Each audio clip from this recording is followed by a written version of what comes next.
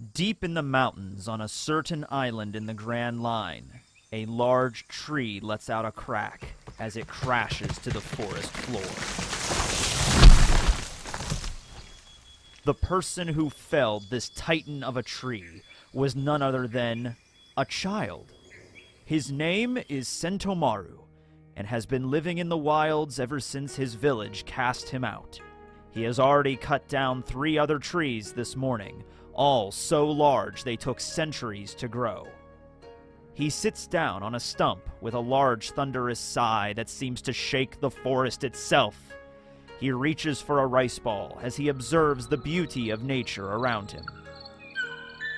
Despite being exiled, the boy found living here somewhat peaceful. Just as he finishes the first rice ball, he hears a twig snap in the undergrowth. Out of the tree line approaches a massive bear, the apex predator on this island. They are known as berserker bears to the villagers down below, and are known to indiscriminately attack all animals with a level of ferocity that equals even that of the most chaotic pirates. The bear eyes Sentomaru and begins to charge directly at him.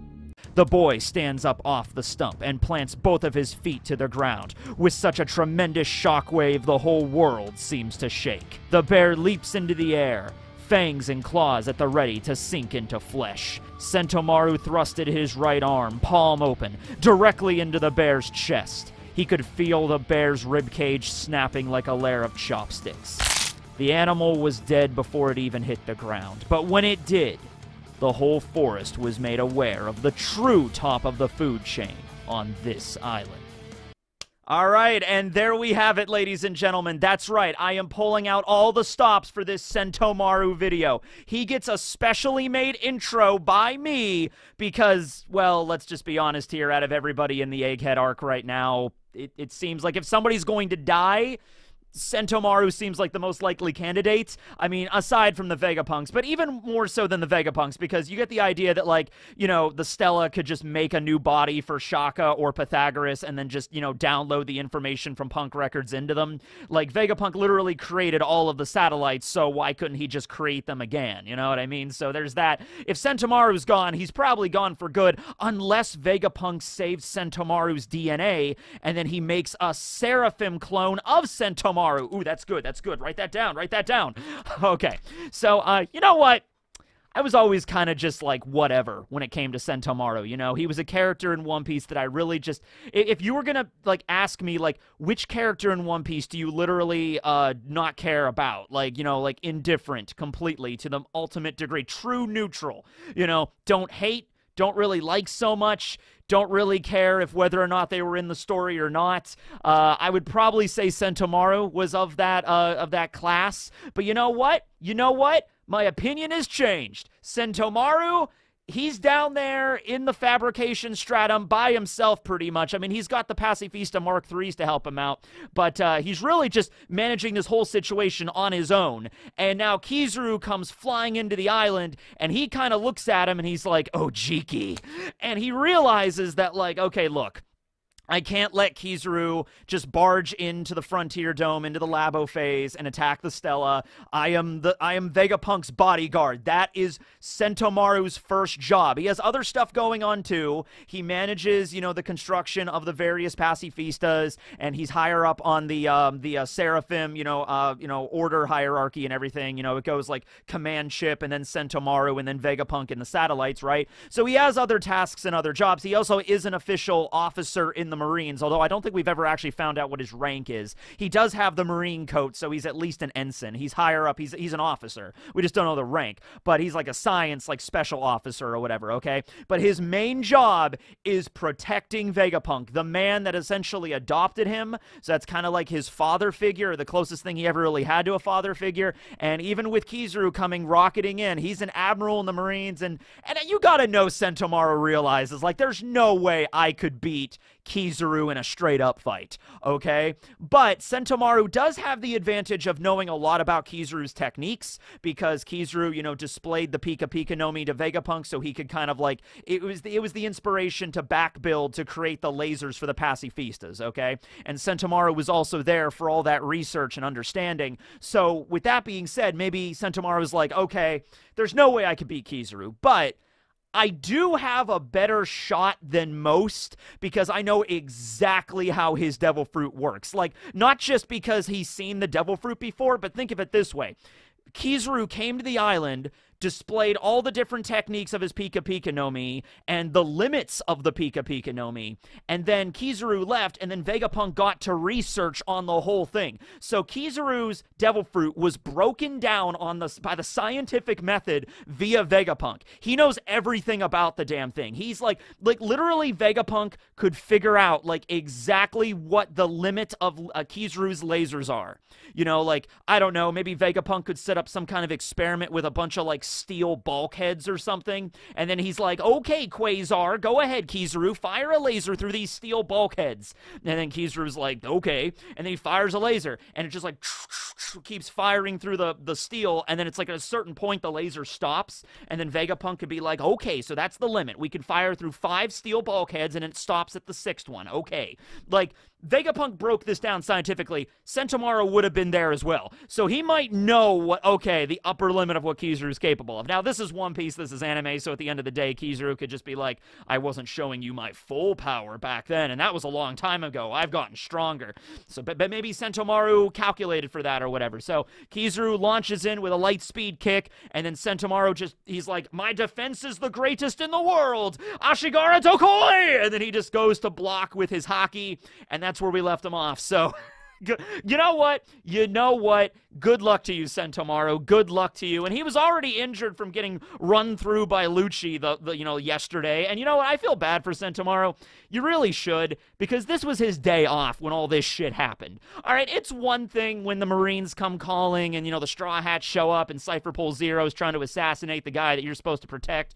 It's one thing if you're on call for this, all right? If this is your day where you're at work and then Cypher Pole Zero showed up and Sentomaru's like, oh, okay, just another day at the office. But this was his day off, damn it. This was his day off. You ever watch the Venture Brothers? You know, Brock Sampson, who's the bodyguard for Dr. Venture? You know, it's just like, man, come on. I love Patrick Warburton. He's great.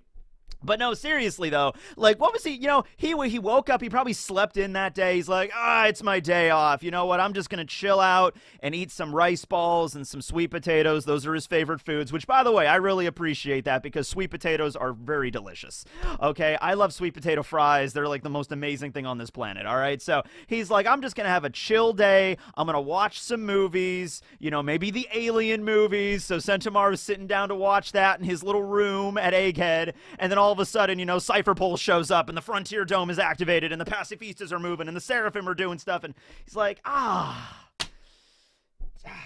okay, fine.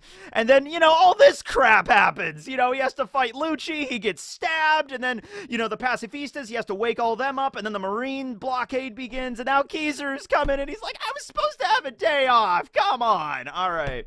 Well, anyway, let's back this up a little bit, and let's talk about Sentomaru's past here, okay? And this was something that was just revealed in one of the recent SBSs, which also makes me think, like, Oda is just revealing the backstory of Sentomaru now as he's doing, he's having a fight with Kizaru in the mainline story. I wonder if that's going to be, like, pathos or anything. Like, let's find out as much as we can about Sentomaru's backstory before he's brutally decapitated and, like a hole blasted through his chest by Kizaru. All right, so anyway, the basis for Sentomaru's character. So his literal name, the kanji in his name, which, by the way, that alone is interesting. Sentomaru is the first One Piece character ever revealed whose entire name is written in kanji, which is unusual in the One Piece world. And by the way, he showed up at Sabaody, so that gives you an idea of how long it took.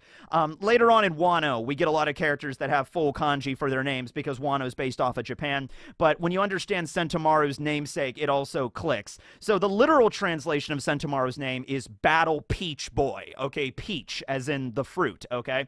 So this is a reference, as I'm sure many of you probably already know, to Momotaro, okay? Because Momotaro was, you know, Peach Boy, and that was the, you know, Momonosuke in Wano is the basis for that character, like gathering together the dog and the monkey and the pheasant, and they go into Onigashima and they defeat all of the demons. Okay, so that's obviously the basis for Momonosuke's character, but also Sentomaru. But on top of that, Sentomaru's like actual design, like the giant apron bib thing he wears and like his crazy sumo strength and the giant axe that he carries around, that's actually in reference to Sakata no Kintoki, or just Kintoki, so Golden Boy, all right? So these are famous, like, folk heroes of Japan. Now, in the case with Momotaro, that is very clearly, that's like a story for children. You know, it's like, oh, Momotaro, he gathered together all of his animal friends, and he beat the angry demons, you know, like the Onis and everything like that. Now, when it came to Sakata no Kintoki, he might have been a real person from the Heian period of Japan. This was way back around, like, the 700s to the 1100s AD, you know, around that kind of time period. But it's the same thing with a lot of mythology, where you might have had a really interesting enigmatic figure living way back when, and then they die, and then their legend is built and built and built into like something of crazy proportions over the centuries. That's what I love actually about studying history and mythology, because a lot of times you'll see a character that's like, oh, there's no way this person existed, and it's like, well, they might have, but then all this extra stuff gets added onto them. Like, look at it this way. It's very possible that way back when, you could have had, like, a soldier fighting in a war or something, and he was just a beast. He was like Brock Samson. He's just like, all right, let's go, you know, and he's just charging into the enemy, and he's cutting them all down, and let's say he killed, like, a crazy amount of people in his day, all right?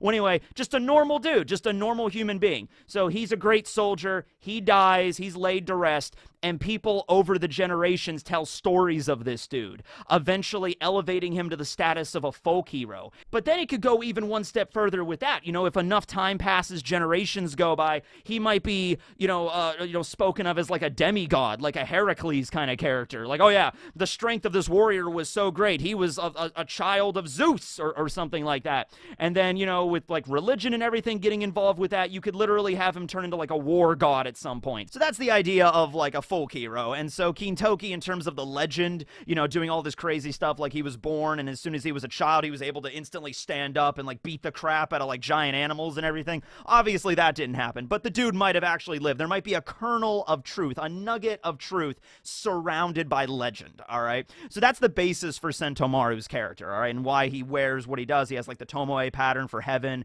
carries the giant axe, is ridiculously strong, and loves sumo, okay? Kind of a basis for Kintoki and Momotaro. Okay, so his actual story begins on an island. This island was like where a logging camp was, so there was like a small village where people would like, you know, fell trees for lumber and various projects and things like that. That's where Sentomaru grew up, but he was a troublemaker, and because he has this crazy strength of like Kintoki, he would go around the town and just like eat a bunch of food and then like wreck everything, and eventually the townsfolk just kicked him out, and they like banished him into the mountains, okay? And so he was really sad, and no one really wanted to be his friend, so he leaves and goes and lives in the mountains, all right? So at the same time, there's a group of bears on this island that were just like attacking the townsfolk and like the lumber camps and everything like that.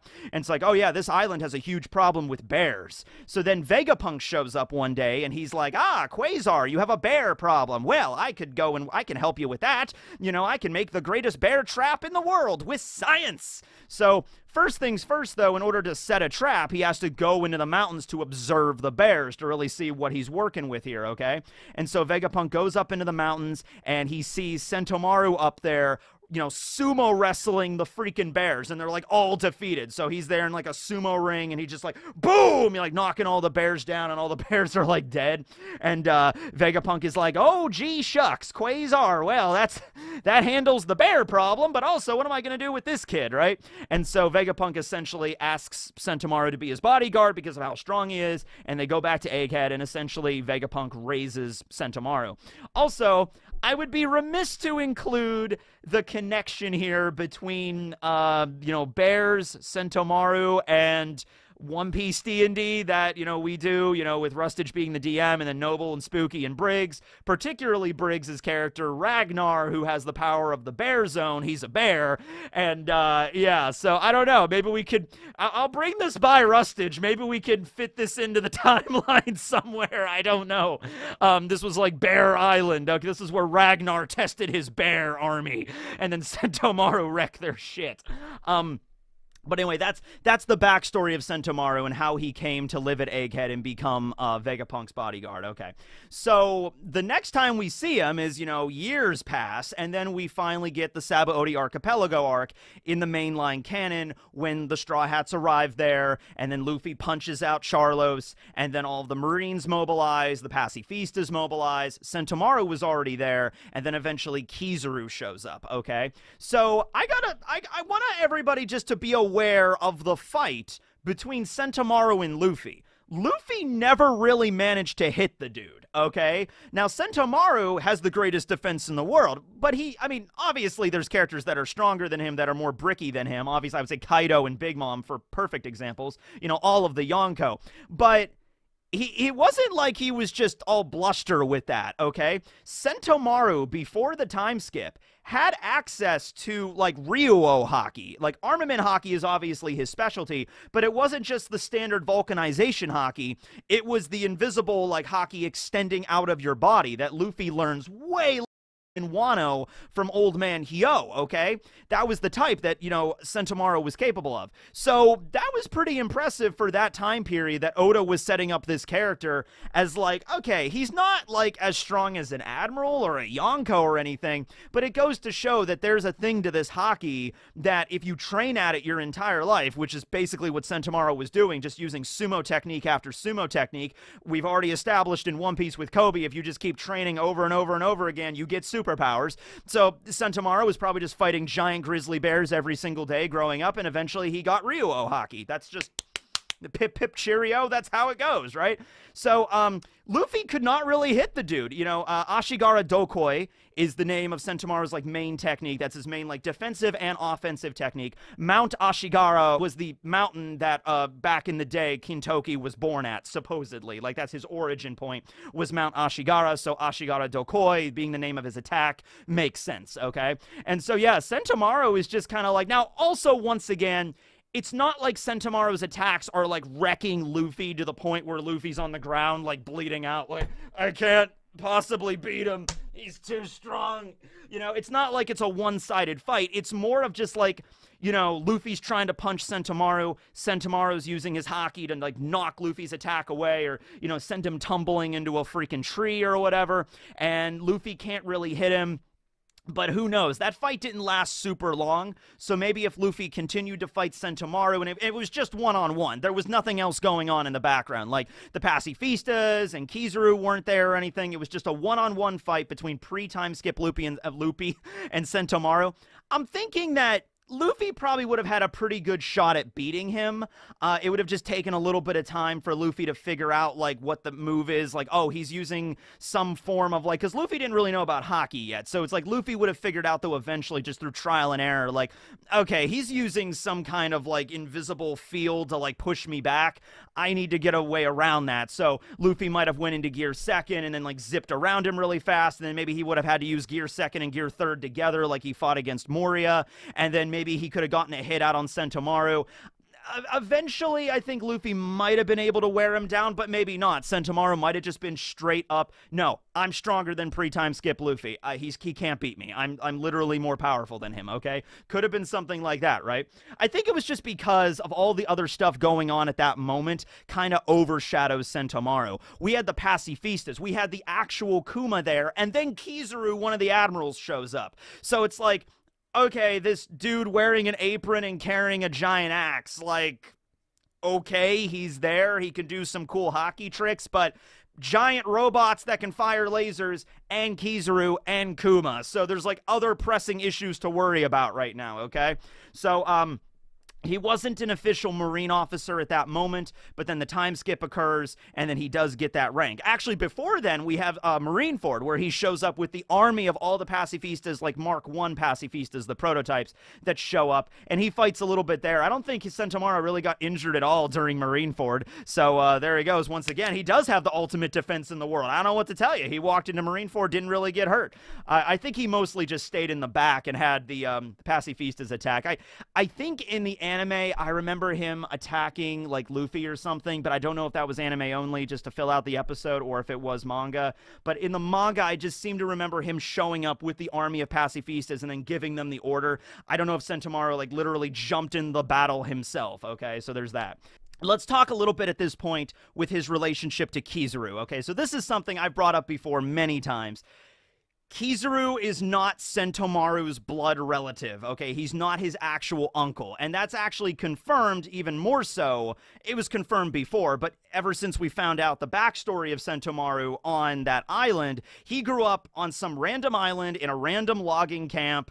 You know, his uncle is not Kizaru. His real dad is not Vegapunk. Like, he was just out there as an orphan, essentially, and then Vegapunk brought him in and he met Kizaru later. So, ever since he was a kid growing up on Egghead, he's, known Kizaru, because I would imagine Borsalino would make many trips to Egghead to, show off the Pika Pika no Mi so Vegapunk could run his tests and he can incorporate it into the pacifistas. I don't think it was just one instance where Kizaru showed up, displayed the Pika Pika, and then that was it. It was probably multiple test runs in order to get the lasers finely tuned just right, okay? So Sentomaru grew up with Kizaru and Vegapunk, so it would make sense where he would call Vegapunk his adoptive father, and Kizaru was kind of like his uncle figure, okay? Now, the term that Sentomaru uses for Kizaru is Ojiki, which refers to, like, boss. Uncle is, like, the literal translation, but, like, it's a term that's used in, like, the Yakuza. It's like Big Boss Kizaru or Boss Kizaru or something like that, right? So they're not related, but they do know each other, okay? So it's kind of the same effect, where it's not like some kind of situation where Sentomaru is going to be like, you were my blood uncle, Kizaru. Remember, you were my dad's brother. How dare you do this? It's not going to be like that, but it's still going to be, Kizaru, why are you attacking us? I understand you're an admiral, but come on, it's me, it's Sentomaru, it's Vegapunk, you know us, we're your friends, can't you understand the world government is insanely corrupted? The fact that they would send you to exterminate Vegapunk, and Sentomaru, could try to, like, maybe reason with Kizaru, and Kizaru could just be like, hey, Sentomaru, I don't want to do this, but I'm just a cog in the machine, it's the government, Vegapunk should have known the ramifications for studying the Void Century, and here we are. And then maybe Sentomaru could actually, maybe Sentomaru knows a little about the Void Century. I wouldn't be surprised if he didn't, and if he did, and then Sentomaru could be like, no, Kizaru, uncle, you don't understand, what Vegapunk learned about the Void Century, is going to turn the whole world upside down with the world government. Now, Kizaru is so random. The way that Kizaru was talking to St. J and everybody like that recently gives me the impression like he's still very loyal to the world government. He's not just going to change his mind and just be like, wait a second, you mean the Void Century, this information about that, the world government ruined the world and they drowned the whole thing in ancient weapons and ancient kingdoms, and Kizaru might be like, oh wait, you know what, actually, I'm going to defect from the Marines and work with you. That would be really cool. That would be awesome if that happened. And given Kizaru's personality, I'm not going to completely discount it, but from his dialogue with, the Gorosei and everything, it seems like, no, he knows his position. He knows where he's at right now. And if his mission is to go exterminate Sentomaru and Vegapunk, that is what he's going to carry out. He's not going to enjoy it, but it's like, that's what I gotta do. But who knows? Maybe Sentomaru might try to sway him. Maybe it might, second-guess things in Kizaru's head. And I guess we'll see from that. Because, yeah, even though Sentomaru does know a little bit about Kizaru's techniques and the limits of that, probably a lot more than just a little bit, but eventually it's just the power difference is too great. And I'm sure Sentomaru's haki has gotten even greater since the time skip. His ultimate defense has increased. He might be able to block a couple of attacks, but Kizaru's light speed reflexes, man, that's eventually going to get you. It's just like eventually Kizaru's just going to zip around and then just fire a laser right through your back. Now, you might also say, well, wait a minute. Sentomaru was like one shot by Lucci. That's true, but it was also his day off. No, I'm not even doing that as hyperbole. Seriously, I want you to imagine this for a moment, okay? Imagine it's your day off, all right? You're just hanging out, eating ice cream, playing a Game Boy or whatever, and then all of a sudden a leopard dude shows up behind you and stabs you in the back. Are you going to be prepared for that? Are you going to be ready? It's like, no, it was his day off. It was the last thing he freaking expected. He walks outside and he's just like, okay, old man Vegapunk, what am I doing? It's my day off. Oh, isn't that Rob Lucci? Wait, what? Ah! Just like, come on now. At least with Kizaru, he knew he was coming, and he's like, I have time to, like, build up my hockey and, like, prep this, okay? And so we'll see where it goes from there. All right. Something else about Sentomaru I'd really like is to see more techniques. We've seen the Ashigara Dokoi, but that seems to be just like his introductory move. And keep in mind, Sentomaru's whole thing is like sumo, okay? That's his whole deal. And in Wano, we were kind of going into sumo a little bit. We had the Sumo Inferno at Queen's Place in the prison. We also had, I think Urashima was his name, who was the prized Yokozuna of the Bakura town, like the sumo wrestler there that was trying to hit on Kiku and got his top knot cut off and everything like that by her. So, you know, we've seen a little bit of sumo in Wano, but never like an actual seriously, like Urashima was not very powerful, you know what I mean? He didn't really have hockey or anything like that. We have an example with Sentomaru where we could do some stuff with him now, where it's like, okay, he's got all this really powerful armament hockey he can combine with sumo techniques. Like, you know, this might be a thing like in Record of Ragnarok with like Raiden, where it's just like, you know, Yatagarasu, and he might use some technique against Kizaru that's like some wicked powerful sumo move. Oddly enough, Sakata no Kintoki is also a character in Record of Ragnarok, so we have that as well. So that's it. All connects back to Record of Ragnarok. Go watch it, go read it, go see it. It's amazing. Okay, but yeah, there's probably other techniques Sentomaru has that are named after various like sumo moves and also combined with the mythology of Kintoki and Momotaro. That's Sentomaru though, and even if he survives this, I don't see him leaving the island with Vegapunk and the Straw Hats. I don't see him getting off. If anything, I see him making a final stand. I could see him doing like a Magellan type deal, where the last time we saw Magellan was like going up against Mr. 2. I could see that kind of with Sentomaru, where he's there, and maybe Kizaru defeats him right now, and then Kizaru goes up to the Labosphere, and then the Straw Hats are trying to get away, and then there's the whole thing with Lafitte and Katarina Devon in the background, and then the Marines are attacking as well. And so there's a lot of moving parts here.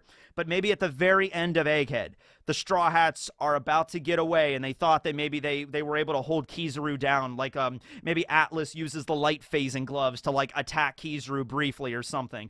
Oh! Give the gloves to Sentomaru! Oh my god, that could actually work. So what if Atlas is like, okay, everybody, I'll hold Kizaru off for a couple of seconds, use the Vega Force 1, use the Kude Burst from the Sunny, and get out of here. And so they do that. But then Atlas gets beaten down by Kizaru really fast, and then Kizaru's like, oh man, they got away.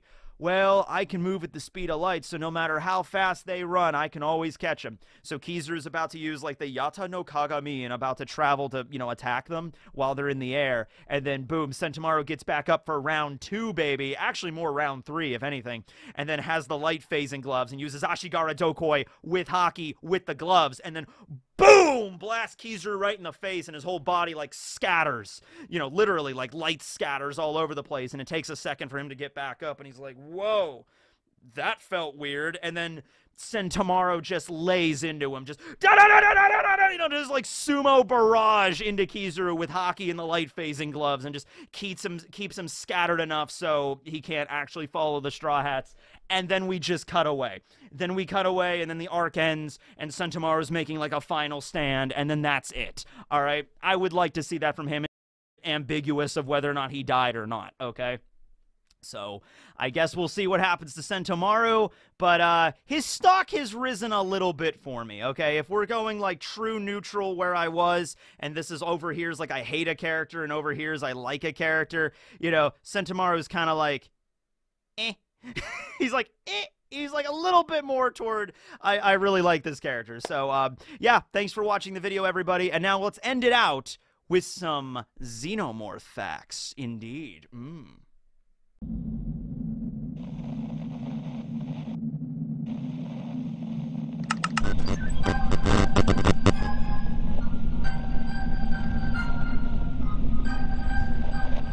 All right, So today we are talking about xenomorph blood, all right? So if you've ever heard of somebody saying about like, oh, acid for blood, like there's aliens and they have acid for blood, right?